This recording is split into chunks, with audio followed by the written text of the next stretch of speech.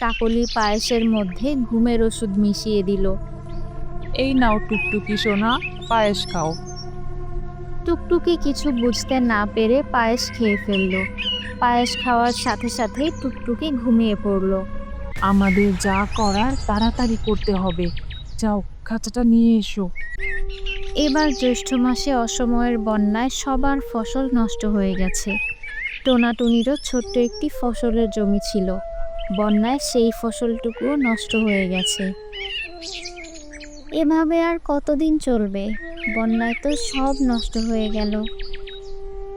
কি করব কিছু বুঝতে পারছি না। চারিদিকে শুধুই অন্ধকার দেখছি। আমি বলি কি, বনের শেষ প্রান্তে অজানা এক ফুলের বিশাল বাগান হয়েছে। তবে ফুলটা খুবই সুন্দর আর অদ্ভুত। তুমি ওই ফুলগুলো নিয়ে বাজারে যাও তো, দেখো যদি কিছু পয়সা পাওয়া যায়। ঠিক আছে, তাই করব। চলো তো আগে সেই ফুল বাগানে যাই। টোনাটুনি বনের শেষ প্রান্তে সেই ফুল বাগানে গেল। গিয়ে দেখলো অদ্ভুত সুন্দর এক ফুলের বাগান। মনে হচ্ছে যেন ফুলেরই রাজ্য। ফুলগুলো তো অনেক সুন্দর। এগুলো বাজারে বিক্রি করলে অনেক টাকা পাবো মনে হচ্ছে। চলো আমরা ফুলগুলো তুলে নিয়ে যাই। ফুল তুলতে গিয়ে টোনাটুনি দেখলো ফুলের মধ্যে ফুটফুটে একটি পাখির ছানা। কে তুমি ছোট্ট পাখি? তুমি এই ফুলের মধ্যে কি করছো? তুমি তো এখনো উড়তে পারো না, তোমার মা কোথায়? এই কথা বলতেই সেখানে মা পাখিটি এসে হাজির হলো। ও আমার সন্তান, আমার অনেক বিপদ। ওকে তোমরা তোমাদের সাথে নিয়ে যাও। আমার কাছে থাকলে রাক্ষস পাখিরা ওকে মেরে ফেলবে। টোনা, আমাদের তো কোনো সন্তান নেই, চলো আমরা পাখির ছানাটাকে নিয়ে যাই। হ্যাঁ, তোমরা নিয়ে যাও আমার মেয়েটাকে, তবে খেয়াল রেখো ও যেন কোনো সময় কষ্ট না পায়। যদি ওর চোখের এক ফোঁটা পানি মাটিতে পড়ে তাহলে কিন্তু তোমরা খুব বিপদে পড়বে। তুমি কোনো চিন্তা করো না, আমরা ওকে অনেক যত্নে রাখবো। টোনাটুনি পাখির ছানাটি নিয়ে বাসায় আসলো। বড় মুখ করে তো ওকে নিয়ে আসলাম, কিন্তু আমরা তো নিজেদের খাবারের ব্যবস্থাই ঠিকমতো করতে পারি না। তার ওপর বন্যায় সব নষ্ট হয়ে গেছে। ওর জন্য খাবারের ব্যবস্থা কিভাবে করব? তুমি কোনো চিন্তা করো না, উপরওয়ালা নিশ্চয়ই কোনো রাস্তা দেখাবেন। ঠিক তখনই রাজার পেয়াদা পাখিরা টোনাটুনির বাসায় আসলো।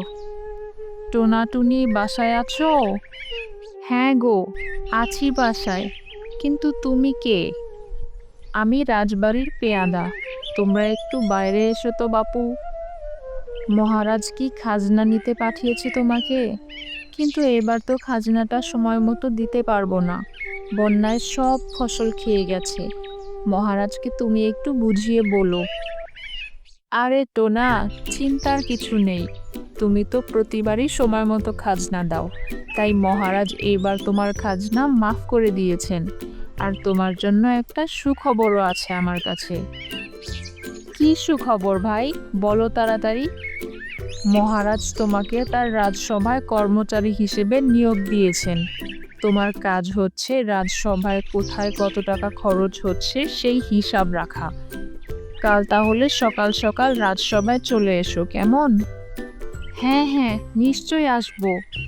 আমি তাহলে এখন যাই, অনেক কাজ আছে আমার। দেখেছো টোনা, আমি বলেছিলাম ওপরওয়ালা নিশ্চয়ই কিছু একটা ব্যবস্থা করবেন।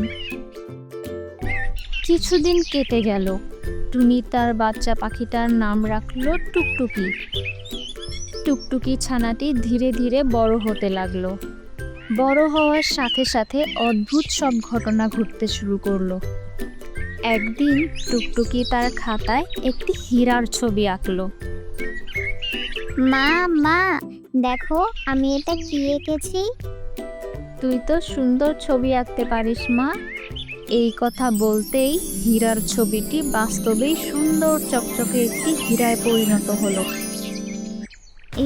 কি, এটা কি হলো?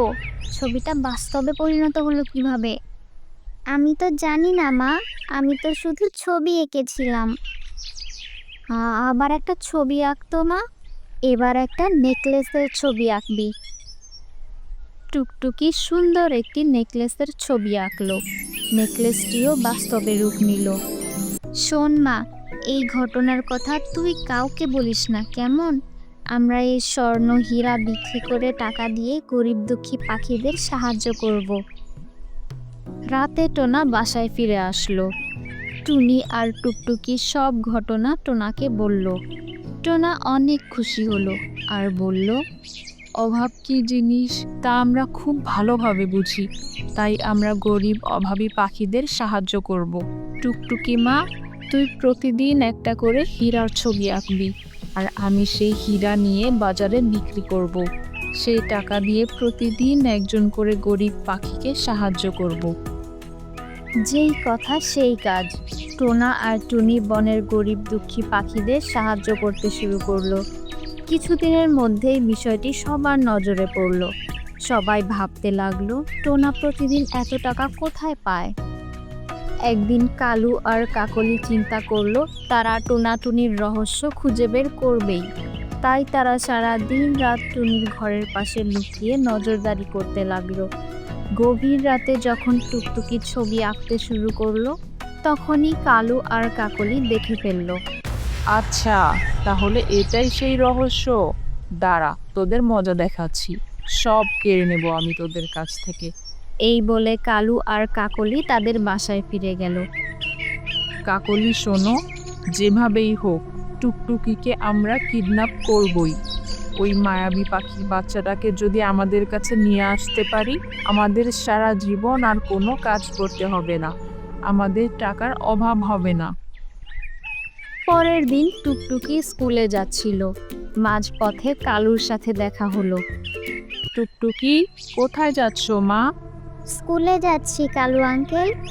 আজ তোমার কাকলি আন্টি পায়েস রান্না করেছে, এসো একটু পায়েস খেয়ে যাও।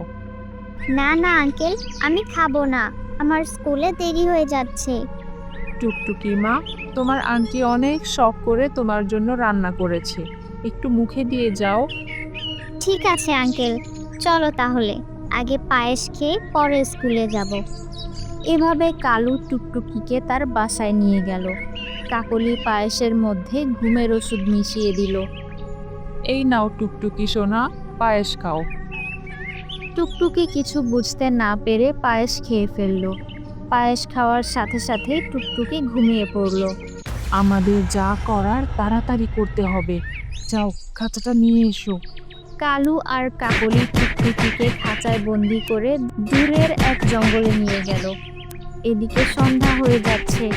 টুকটুকি বাসায় ফিরছে না দেখে টুনি আর টোনা চিন্তায় পড়ে গেল। কালু আর কাকলি টুকটুকিকে নিয়ে জোর করে হীরা স্বর্ণের ছবি আঁকতে বলল। টুকটুকি ছবি আঁকতে না চাইলে তারা মারধর শুরু করলো। টুকটুকি কাঁদতে লাগলো। তার এক ফোঁটা চোখের পানি নিচে গড়িয়ে পড়তেই জঙ্গলে বিপদ নেমে আসলো।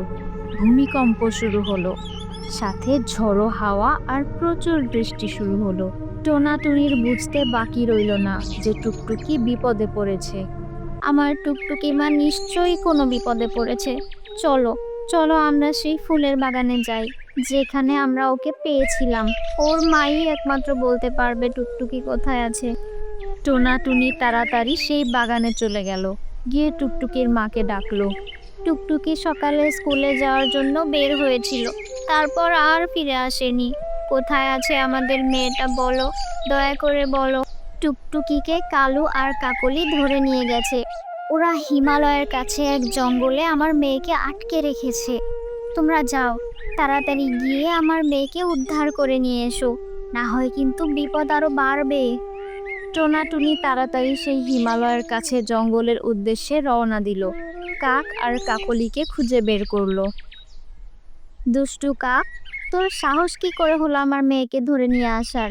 তুই আমার মেয়ের গায়ে হাত তুলেছিস, আজ তোদের আর রক্ষা নেই। দাঁড়া, মজা দেখাচ্ছি তোদের। এই বলে টোনাটুনি কাক আর কাকলিকে মারতে শুরু করলো।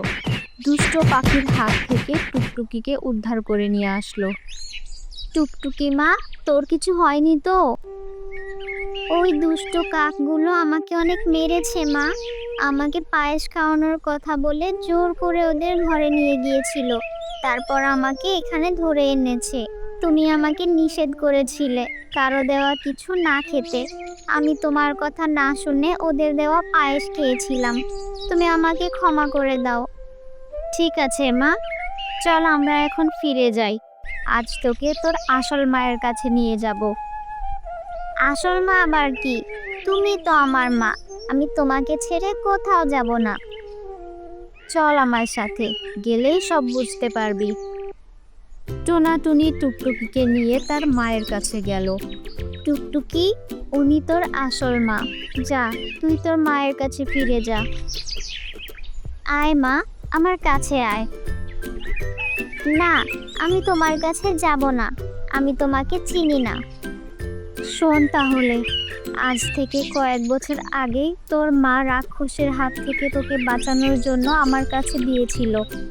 এখন তুই বড় হয়ে গেছিস, রাক্ষসেরও আর কোনো ভয় নেই। তাই তুই এখন তোর মায়ের কাছে ফিরে যা। ঠিক আছে, আমি যেতে পারি, তবে আমার একটা শর্ত আছে। কি শর্ত মা? আমাকে প্রতিদিন আমার টুনি মায়ের সাথে একবার করে দেখা করতে দিতে হবে, তবেই আমি তোমার সাথে যাব। আচ্ছা বেশ, তাই হবে। এবার তাহলে তুই তোর আসল মায়ের কাছে ফিরে যা। আমি প্রতিদিন তোমার কাছে দেখা করতে আসবো টুনিমা। এখন তাহলে আসি। টুকটুকি তার মায়ের সাথে ফিরে গেল। এদিকে টোনাটুনি মন খারাপ করে বাসায় ফিরে আসলো। টুনি সারা দিন রাত কাঁদতে লাগলো। কেঁদো না টুনি, কেঁদে কি হবে? ও তো আমাদের নিজের মেয়ে ছিল না। যে যাবার সে তো চলেই যাবে। টুকটুকি প্রতিদিন তোমার সাথে দেখা করতে আসবে। পরের দিন সকালবেলা টুকটুকি টুনির সাথে দেখা করতে আসলো। মা, এই দেখো আমি চলে এসেছি। এভাবেই টুকটুকি টোনাটুনি আর তার মাকে নিয়ে দিন কাটাতে লাগলো। গল্পটি ভালো লাগলে লাইক, কমেন্টস এবং সাবস্ক্রাইব করতে ভুলো না কিন্তু। দেখা হবে অন্য কোনো দিন নতুন কোনো গল্প নিয়ে।